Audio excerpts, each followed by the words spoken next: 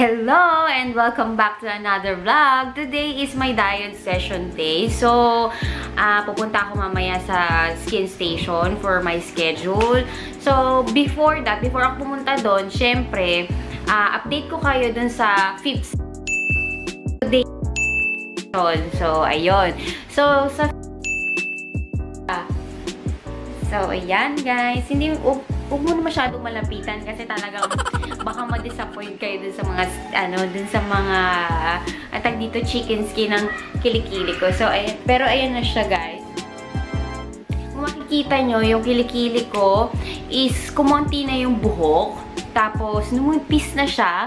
Although, talagang nandun pa rin siya kasi different, naman tayo, diba? Skin type or yung mga hair o mapabalbon, ganyan katulad ko. Ayan o guys. Mabalbon ako.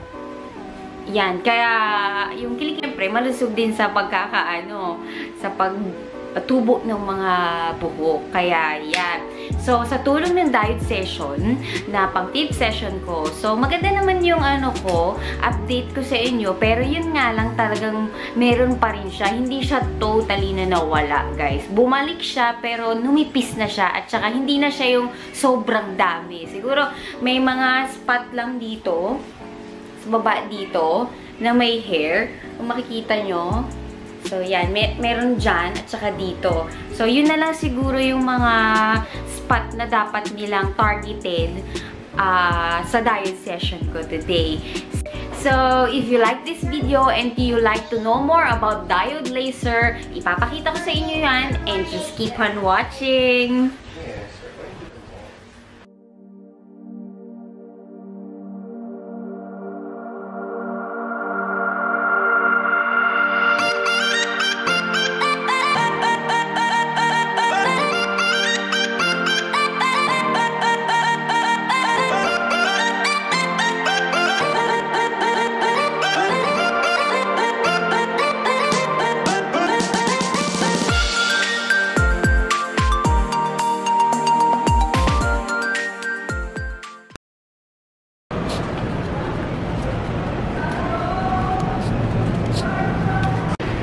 Dito na ako, guys.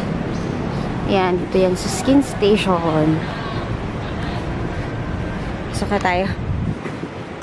A few moments later. So, ayan. Nandito na kami sa bahay. And, ayun. Sa intro ko makikita nyo, may inedit lang ako doon kasi pang 4th session yung update ko kanina. Tapos 5th session ko yung today. So, ayun, sa 4th session ko, okay naman siya. Sabi ko nga, diba, is medyo talagang kumonti na lang yung pagtubo niya talaga ng hair. And yun na nga, yung sa 5th session ko, ipapakita ko sa inyo dito kung paano yung ginawa. So, let's watch it! Okay naman, okay naman siya. First, inip-inip sila. Wash machine.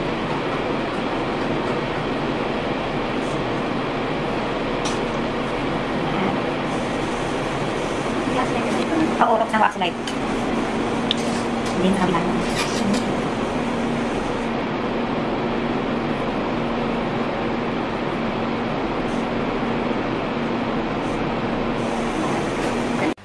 So, ayun na nga, nakita nyo na siya. So, diba? So, nililinis muna siya.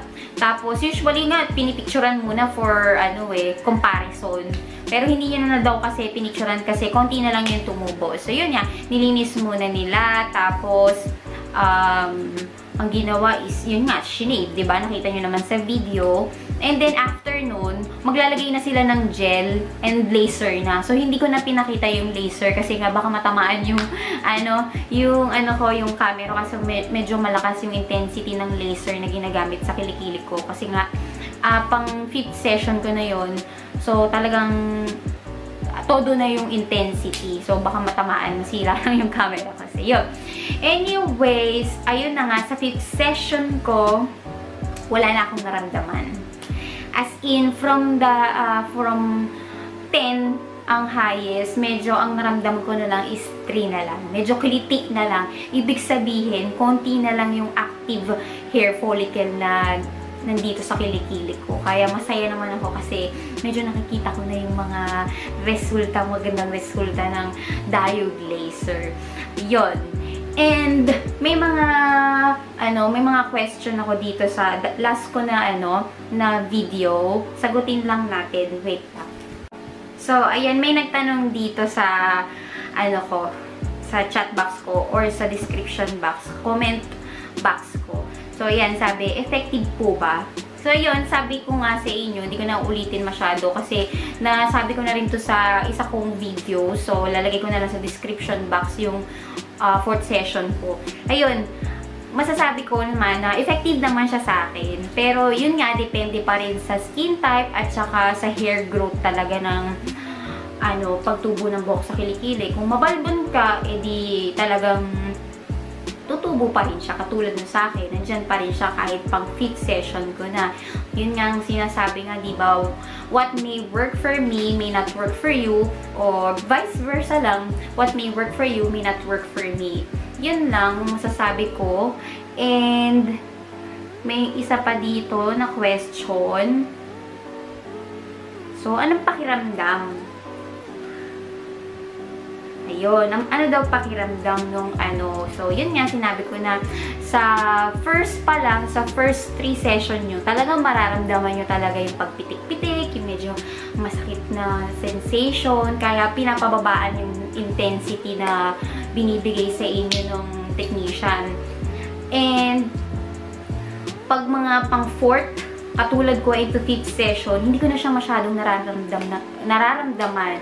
So, parang nasabi ko na siyang painless na siya pag 4th to 5th session na. Kasi, ayun na, matataas na yung intensity. Tapos, medyo konti na yung mga tumutubo or active hair follicles nyo. Kaya, talagang wala na kayong mararamdaman halos. So, ayun.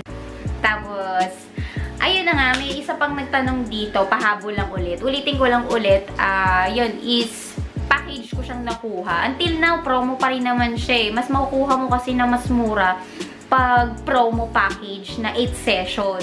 So, yun. For 8 session nga is worth 5,000. Tapos, okay na siya sa good for parang 1 year mo na rin magagamit, diba? For 8 session. Tapos, every 6 weeks kasi yung interval. So, parang for 1 year na rin kasi, ayun nga, every halos 1.5 month ka babalik doon para sa diode laser session. So, ayan. I'm happy with the result kahit hindi pa ako nasa 8 session. O, diba? Medyo nawawala na yung hair growth ng kilikili ko. Although talagang hindi kasi ang diode laser kasi is hindi talaga tina-target yung yung chicken skin ng kilikili. It's more on talaga sa hair growth para ma-deads na sila totally. Kaya hopefully sa mga susunod ko na update, siguro pang 6, 7, 8, iisahin ko na lang siyang review para ma-share ko sa inyo. Anyways, guys, disclaimer lang. This is not in sponsored video, kaya gusto ko lang naman talagang i-share sa inyo yung actual experience ko sa pag-diode laser. Kaya, yan. So, natutuwa naman ako kasi effective naman siya kahit papaano sa akin. Although, slowly, pero at least makikita mo yung difference talaga. From the beginning hanggang pang 5th session ko today. So, after 6 weeks, babalik ulit ako doon for 6th session ko. Tapos, update ko na lang kayo after ng 8 sessions ko para makita na talaga natin yung total effect. So, yan guys. Dito ko natatapusin guys ang aking video. Sana may mga nakuha kayong kaalaman about diode hair removal. So, comment down below lang kayo guys kung may mga tanong kayo. Tapos, tingnan ko kung kaya kong sagutin sa mga susunod kong mga videos about diode hair removal. And ayun nga, don't forget, if you like this video, don't forget to thumbs up and subscribe to my channel. See you in the next one. Bye!